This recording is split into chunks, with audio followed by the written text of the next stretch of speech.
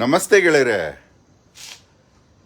ಭಾರತೀಯ ಗೋ ತಳಿಗಳು ಕೃಷ್ಣ ಗೋಪಾಲ ಸಂವಾದದಲ್ಲಿ ಬರುತ್ತೆ. ಭೀಮ ಗೋಪಾಲ ಸಂವಾದದಲ್ಲಿ ಕೃಷ್ಣ ಮತ್ತೆ ಭೀಮ ಮಾತಾಡ್ತಾರೆ ಒಂದ್ಸಲ. ಗೋ ತಳಿಗಳು ಹೇಗಿರುತ್ತೆ ಏನು.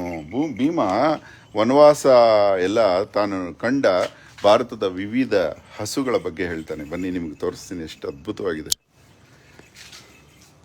ನೋಡಿ. ಇದು ಹೆಂಗೆ ನಿಮಗೆ ತೋರಿಸೋದು? ಹೈಟು 1.5 ಅಡಿ ಎತ್ತರದ ಹಸುಗಳು ನೋಡಿ. ಪುಂಗನೂರು ತಳಿ ಅಂತ ಇದರ ಹೆಸರು. ಅತಿ ಹೆಚ್ಚು ಹಾಲು ಕೊಡುತ್ತೆ, ಅತಿ ಪೌಷ್ಟಿಕವಾದ ಹಾಲು. ಪುಂಗನೂರು ತಳಿ ಇದು ತಿರುಪತಿ ತಿಮ್ಮಪ್ಪನಿಗೆ ಪುಂಗನೂರು ತಳಿಯಿಂದನೇ ಅಭಿಷೇಕ ಮಾಡೋದು. ಪುಂಗನೂರು ತಳಿಯ ಹಾಲಿನಿಂದಲೇ ಅಭಿಷೇಕ ಮಾಡೋದು. ಎಷ್ಟು ಚೆನ್ನಾಗಿದೆ ನೋಡಿ. ಹೈಟು ನಾಯಿ ಅಷ್ಟೇ ಹೈಟು ನೋಡಿ, ಎಷ್ಟು ಚೆನ್ನಾಗಿದೆ. ಇವತ್ತು ಫಸ್ಟ್ ಟೈಮ್ ಅಹೋರಾತ್ರ ಈ ಕಾಲದಲ್ಲಿ ನೋಡ್ತಾ ಇರೋದು. ಬಟ್ ನಮ್ಮ ಮನೇಲಿ ಪುಂಗನೂರು ತಳಿ ಇತ್ತು ನಾವು ಬಾಲ್ಯದಲ್ಲಿ. ಬಟ್ ತುಂಬ ಸಂವೇದನಾಶೀಲ ಜೀವಿಗಳು, ತುಂಬ ಪ್ರೀತಿ ಇವುಗಳಿಗೆ. ಪ್ರೀತಿಯ ಪರಮಾವಧಿ ನೋಡಿ, ಎಷ್ಟು ನಾವು ಪ್ರೀತಿ ಮಾಡುತ್ತೀವಿ. ಪುಂಗನೂರು ತಳಿ ಅಳಿವಿನ ಅಂಚಿನಲ್ಲಿತ್ತು. ಅಳಿವಿನ ಅಂಚಿನಲ್ಲಿ ಅಂದರೆ ಇದು ಮುಕ್ತಾಯದ ಅಂಚಿನಲ್ಲಿ. ಎಂಟೈರ್ ಭಾರತದಲ್ಲೇ ಕಡಿಮೆ ಅಂದರೆ 12-14 ಹಸು ಇತ್ತು. ಇನ್ನು ಇದು ಮುಕ್ತಾಯ ಆಗತ್ತೆ ಅನ್ನೋವಾಗ ತಿರುಪತಿಯವರು ಚಾಲೆಂಜ್ ತಗೊಂಡು ಮತ್ತೆ ಇದನ್ನು ಬೆಳೆಸಬೇಕು ಅಂತ ಇವಾಗ ತಿರುಪತಿಯವರು ಪುಂಗನೂರು ತಳಿಯ ಅಭಿವೃದ್ಧಿ ಘೋಷಣೆ ಮಾಡಿದ್ದಾರೆ. ಈ ತಳಿ ನೋಡಲು ವಿರಳ ನೋಡಿ. ಈ ತಳಿಯ ಹಾಲು ಅನೇಕ ರೋಗಗಳ ನಿವಾರಣೆ ಮಾಡುತ್ತೆ ಅಂತಾರೆ. ಕಪಿಲ ಋಷಿಗಳು ಅತಿ ಕುಬ್ಜ ಹಸುವಿನ ಹಾಲು ಚೆನ್ನಾಗಿರುತ್ತೆ ಅಂತ.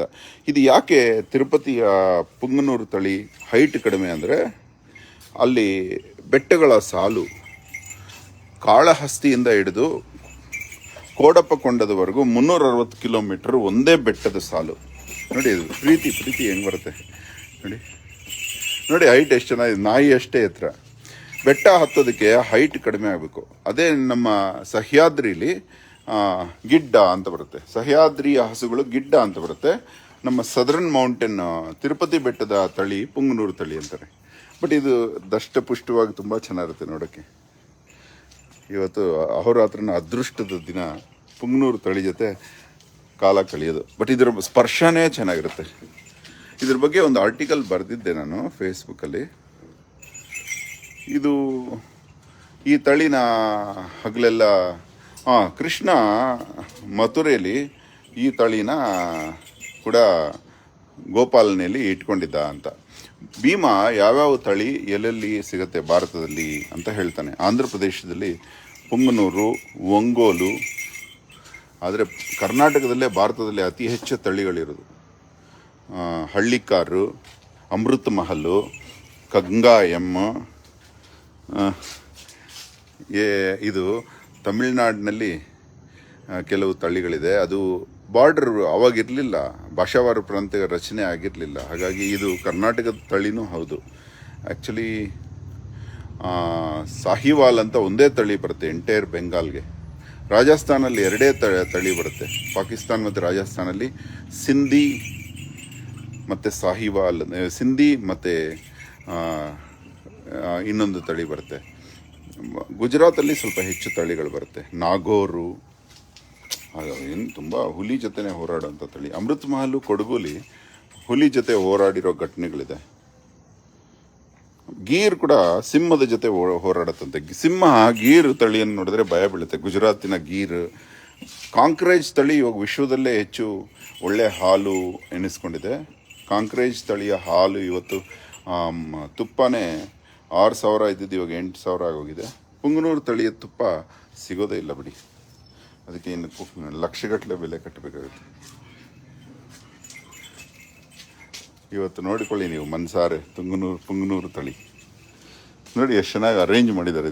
ಇದಕ್ಕೊಂದು ದೇವಸ್ಥಾನ ಥರ ನಿರ್ಮಾಣ ಮಾಡಿದ್ದಾರೆ ಇವರು ಓನರು. ವಾವ್ ನೋಡಿ, ನಾ ಎಲ್ಲೋದ್ರೆ ಅಲ್ಲಿ ಬರ್ತಾ ಇದೆ ಪ್ರೀತಿ. ಇದಕ್ಕೊಂದು ಹಾಡು ಹಾಕಿದ್ರೆ ಸಾಕು, ಹಾಡಿಗೆ ಸ್ಪಂದಿಸುತ್ತೆ. ನಿಮ್ಗೆ ಉದಾಹರಣೆ ತೋರಿಸ್ತೀನಿ, ಹಾಡು ಹಾಕೋಣ. ಇದಕ್ಕೆ ಕೊಳಲು ವಾದನ ಇಷ್ಟ ಅನ್ನೋದಕ್ಕೆ ಒಂದು ಉದಾಹರಣೆ ತೋರಿಸ್ತೀನಿ ನಿಮಗೆ. ಹಂಗೇ ರೀ.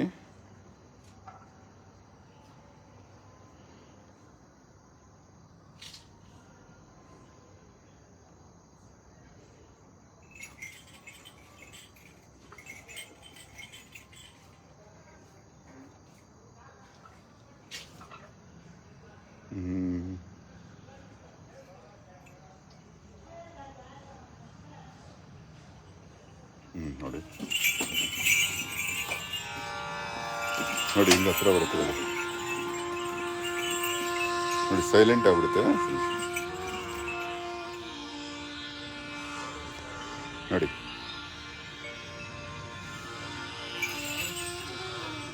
ಅದಕ್ಕೆ ಗೊತ್ತಾಗ್ತಲ್ಲ ಇವಾಗ ಎಲ್ಲಿಂದ ಬರ್ತಾ ಇದೆ ಮ್ಯೂಸಿಕ್ ಅಂತ.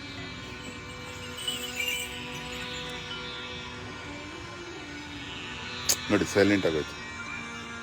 ಮೆಸ್ಮರೈಸ್ ಆಗುತ್ತೆ, ಹಿಪ್ನೋಟೈಸ್ ಆಗುತ್ತೆ ಹಸು ಕೊಳಲು ವಾದನಕ್ಕೆ. ನೋಡಿ, ಕಿವಿ ಕಿವಿ ಕೇಳಿಸ್ಕೊತಾ ಇದೆ ಎಲ್ಲಿದೆ ಅಂತ. ನೋಡಿ, ಡ್ಯಾನ್ಸ್ ಆಡಿದ್ರೆ ಕಿವಿ.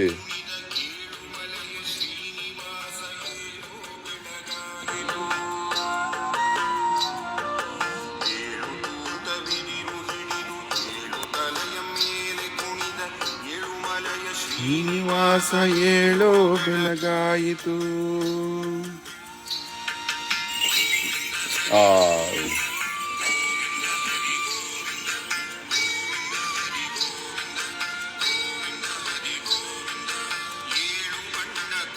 ಎಷ್ಟು ಹೈಟ್ ನೋಡಿ, ಎಷ್ಟು ಕಡಿಮೆ ಅದು.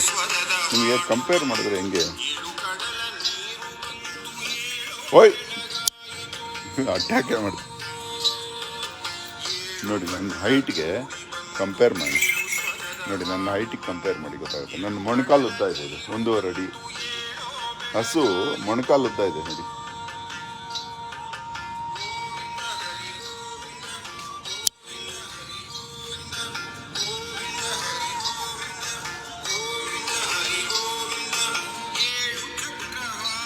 ಏನು ರೆಸ್ಪಾನ್ಸ್ ಕೊಡುತ್ತೆ ಹಾಡಿಗೆ.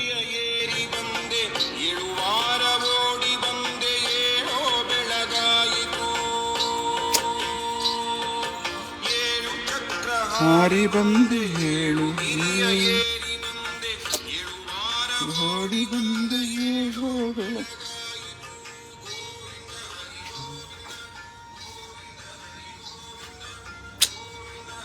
ಸ್ವಲ್ಪ ಒಂಗೋಲ್ ಥರ ಇದೆ.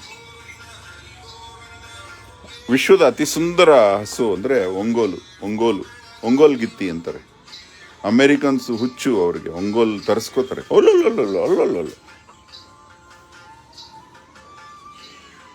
ಬೆಳಗ.